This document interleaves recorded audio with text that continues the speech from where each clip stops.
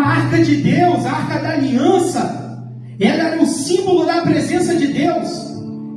Por muitos anos e por muitas batalhas, o povo carregava a arca da aliança. E os inimigos tinham medo, porque já era muito falado de que aquela era a presença de Deus, aquele é o símbolo da presença de Deus no meio do povo, na guerra. E a Bíblia vai dizer que Davi, então, ele é aquele que traz a arca de volta para Jerusalém. Por mais que tenha dificuldade, a gente sabe que na primeira tentativa, a Bíblia diz que Uzá é fulminado por ter tocado na arca. Depois a arca vai parar na casa de Obed-edom. E quando Davi fica sabendo da prosperidade que Obed-edom teve, todas as batalhas de Davi foram vitoriosas. O povo ouvia canções sobre Davi. Era um rei exemplar.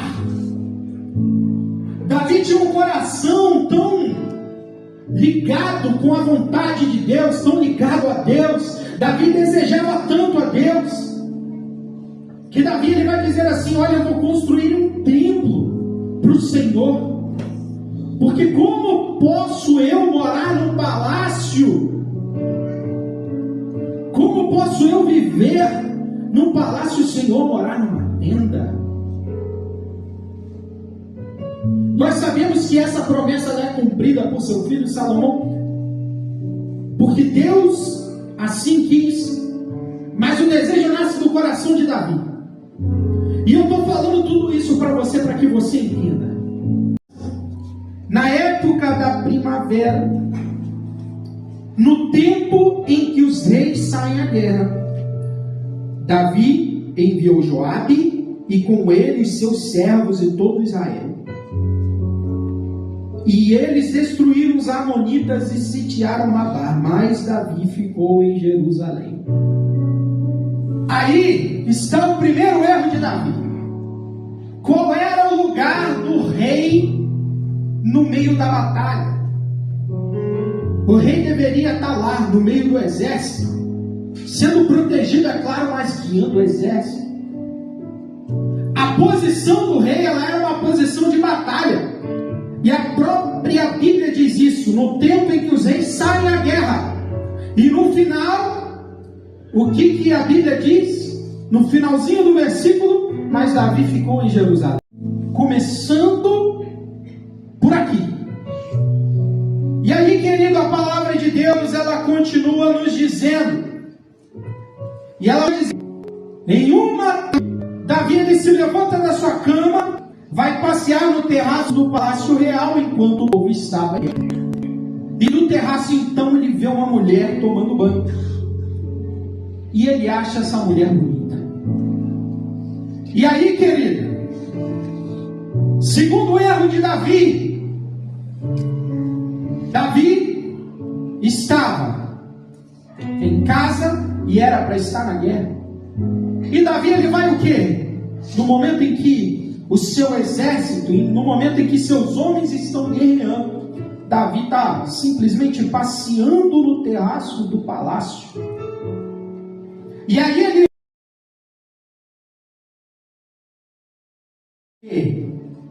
disseram-lhe: ela é Batseba, filha de Eliã, mulher de Urias. E no versículo seguinte a Bíblia vai dizer o seguinte: então Davi mandou buscá-la e ela foi até ele, e ele se deitou com ela. Eu acredito que todos aqui conhecem o pecado de Davi. Todos aqui já ouviram falar sobre o pecado de Davi, sobre o adultério de Davi. E tudo isso aconteceu porque no momento em que era para Davi estar na guerra, Davi estava no palácio. Agora, presta atenção uma coisa. Até esse momento, a trajetória de Davi foi uma trajetória impecável. Davi foi um excelente guerreiro. Davi matou Golias. Davi se pôs, e até mesmo seu filho, o filho de Jonatas, Mefibosete, Davi traz Mefibosete para o palácio. Mefibosete era aleijado, vivia lá em Lodebar. E aí Davi traz Mefibosete para dentro do palácio pela fidelidade que ele tinha a Jonatas. Davi era um homem reto, mas querido, Davi cometeu um erro. E a mensagem que eu venho trazer aqui nessa noite para você não é uma mensagem confortável, não é uma mensagem legal e talvez não seja uma mensagem boa de se ouvir. Mas eu vim aqui para te falar que o pecado tem consequências. O pecado tem consequências. Depois, a Bíblia vai dizer que Davi manda chamar Urias. E por que Davi faz isso? Porque Batseba vira para Davi e fala que estava grávida. Davi manda chamar Urias, que era o marido de Batseba. Ele chama Urias até o palácio, passa uma noite com Urias e bebendo Urias e diz o seguinte: olha, essa noite você vai para sua casa, você vai descansar, você vai se deitar com sua esposa. E amanhã você volta para a batalha. Qual que era de fato a intenção de Davi? A intenção de Davi era que Urias se deitasse com a sua esposa e que Davi, de certa forma, ficasse inocente na história, porque a mulher estava grávida. Davi queria a inocência. E Davi já começa a armar toda uma maracutaia para que isso acontecesse. Aí a Bíblia vai dizer que Urias, e aí no dia seguinte, Davi vai perguntar sobre Urias, e os servos vão dizer a Davi: olha, ele passou a noite toda lá. Davi manda chamar Urias: por que você não foi? Por que você não ficou com a sua esposa? E aí ele vai dizer: olha, como que eu poderia me deitar com a minha esposa, descansar no meu leito enquanto os homens de Israel estão guerreando por ti? Querido, isso daqui é muito forte. Isso daqui é muito forte. Não é palavra para glória a Deus, aleluia, mas é palavra para você entender que existem determinadas coisas que nós fazemos na nossa vida que tem consequências. Aí a Bíblia vai dizer o seguinte: Davi faz ainda pior.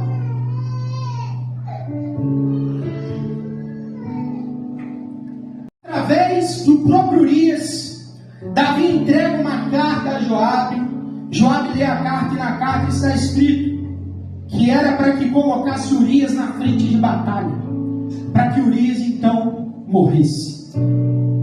Davi agora não somente adulterou, como cometeu um homicídio de um homem que estava tendo uma trajetória perfeita, querido. Um pecado começou a mexer com tudo. E aí o profeta Natan, ele vai virar para Davi, nesse contexto, depois de tudo isso, o próprio Deus envia um profeta e diz assim: numa cidade havia dois homens, um rico e outro pobre. O rico tinha rebanhos e manadas em grande número, mas o pobre não tinha coisa alguma, senão, e ele a considerava como filha. Certa vez um viajante chegou à casa do rico, mas ele não quis pegar uma ovelha sua ou um boi seu para dar de comer ao viajante que o visitava. Assim, tomou a cordeira do pobre e a preparou para o seu hóspede. Então aí Davi, com uma hipocrisia sem tamanho, vai dizer: assim como o Senhor vive, o homem que fez isso deve ser morto. Ele deverá restituir 4 vezes o preço da cordeira, porque agiu sem compaixão. Então Natan disse a Davi: este homem és tu. Aqui a Bíblia já nos mostra que Davi já sabia muito bem o que ele havia feito. A ficha caiu. Joabe, ó, o negócio é o seguinte: você vai botar Urias lá na frente, Urias vai morrer. Mas isso daqui é segredo nosso. Mas Davi não podia cobertar nada do próprio Deus. Aí a Bíblia vai dizer, querido, que Deus envia o profeta Natan com essa mensagem pesada, com essa mensagem difícil de se ouvir. Davi analisa o contexto inteiro e fala: nossa, que homem é esse? Que homem é esse que pode fazer esse tipo de coisa? Isso enfurece Davi. E aí Natan vira para ele e diz assim: olha, esse homem é surdo. Já estava tudo muito armado. Davi mandou que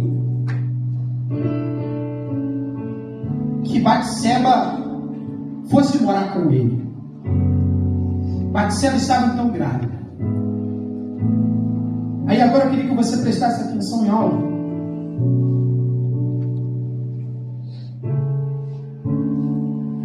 O apóstolo Paulo vai dizer em Gálatas capítulo 6, versículo 7, versículo 8: não erreis, Deus não se deixa escarnecer, porque tudo que o homem semear, isso também ceifará. Porque o que semeia na sua carne, da sua carne ceifará corrupção, mas o que semeia no Espírito, do Espírito ceifará a vida eterna. O apóstolo Paulo nos ensina sobre algo muito simples, que é chamado de a lei da semeadura. Tudo aquilo que você plantar, você vai colher. Aí você me diz assim: Davi escreve o Salmo 51, e o Salmo 51 é lindo, irmão. É lindo.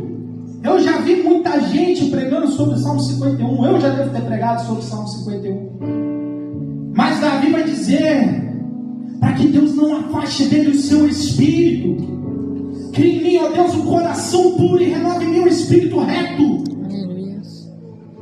Vai dizer para ele: ó, perdoa-me do meu pecado, mas não se afasta de mim, Espírito Santo. Davi vai dizer isso. É lindo, Deus perdoa ele. É maravilhoso, irmão, mas deixa eu te dizer uma coisa, tem consequência.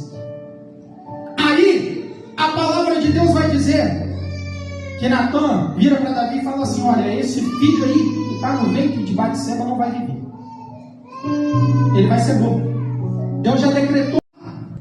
Davi começa então a jejuar e orar pelo seu filho. E depois de 7 dias que o seu filho já havia morrido, os seus servos estão com medo de dar essa notícia para Davi.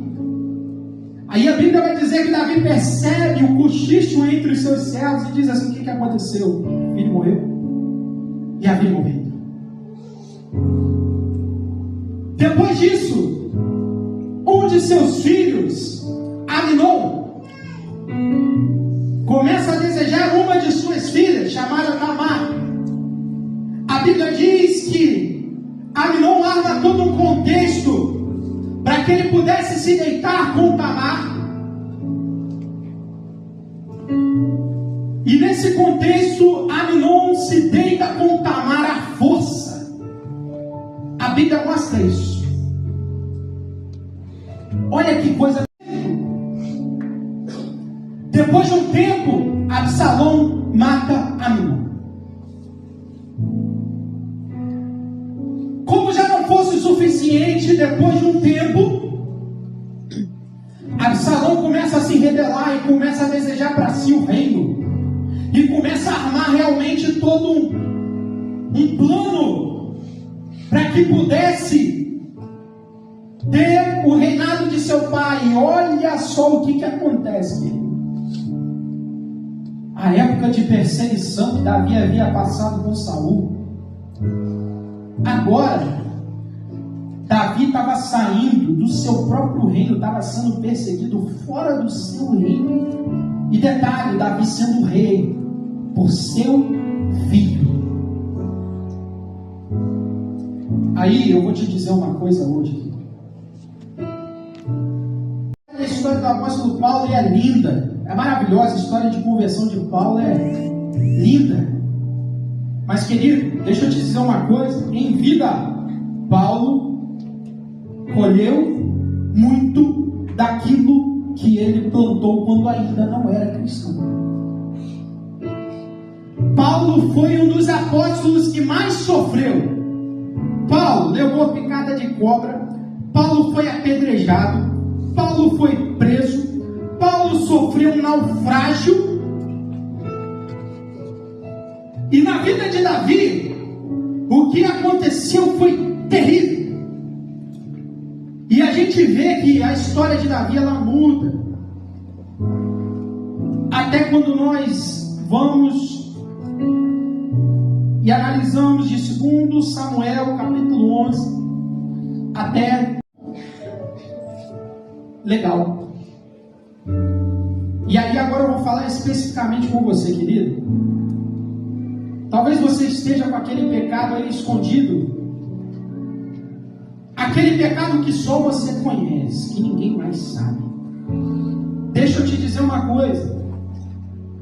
Para Deus, não há nada que possa ser encoberto. Talvez você esteja com um pecado que você está caminhando com ele já há um tempo. E você fala assim, não, ninguém está vendo. Eu estou te afirmando, porque a palavra de Deus diz isso. Tem consequência. Deus vai te perdoar, meu amado. Deus vai te perdoar. Sim, vai perdoar, mas o pecado tem consequência. Não tem como viver na vida de pecado e... mas quando a minha esposa não sabe, eu mergulho na pornografia. Vai ter consequência. Porque eu roubei, mas foi escondido. Eu peguei um dinheiro ali, né, daquele irmão em determinado contexto que ele nem vai perceber. Vai ter consequência. Mas porque eu estou fazendo isso, eu estou fazendo aquilo, querido? Vai ter consequência. E nós precisamos aprender a lidar com o fato de que a Bíblia nos diz: seguir a paz com todos e a santificação, sem a qual ninguém verá a Deus. A gente já vai para a cama junto. Deixa eu te dizer uma coisa: vai ter consequência. Independente da idade, irmão. Se é jovem, se não é tão jovem, se é velho, vai ter consequência. Mas por quê? Eu fico com um monte. Jovem, tem muito disso. Um dia tá com uma menina aqui, outro dia tá com a menina lá, outro dia tá com a menina lá. Vai ter consequência. E aí, querido, a gente precisa pensar. E talvez você esteja aqui e você não tenha esse pecado. Amém. Glória a Deus por isso. Mas o Espírito Santo me incomodou para pregar essa mensagem para pessoas que têm pecado encoberto. Pecado que só você... Mas Deus é justiça também. É muito fácil a gente falar que Deus dá isso, Deus dá aquilo, Deus proporciona isso, Deus proporciona aquilo e proporciona. Mas Deus é um Deus justo. Deus é um Deus santo. Você sabe por que nós não entramos na presença de Deus completamente, na forma como Ele é? Porque se nós entrarmos na presença de Deus, o nosso corpo, a nossa carne não aguenta, pelo tamanho da sua santidade. Agora, talvez você esteja naquele momento que você está falando assim: isso daqui ninguém vê, mas eu carrego comigo já tem 20 anos. Deixa eu te dizer uma coisa: Jesus quer te libertar desse pecado. A vida já é ruim mesmo, mas às vezes você está em tanta lama, meu amigo. Você já está tão afundado que você nem está percebendo a consequência, que ela já está acontecendo. Jesus quer te tirar desse lamaçal de pecado. Jesus quer te tirar dessas práticas imundas.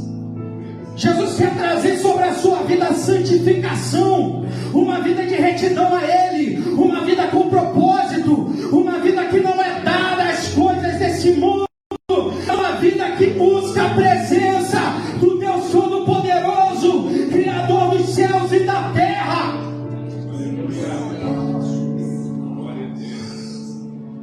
Jesus está te chamando para isso, meu querido.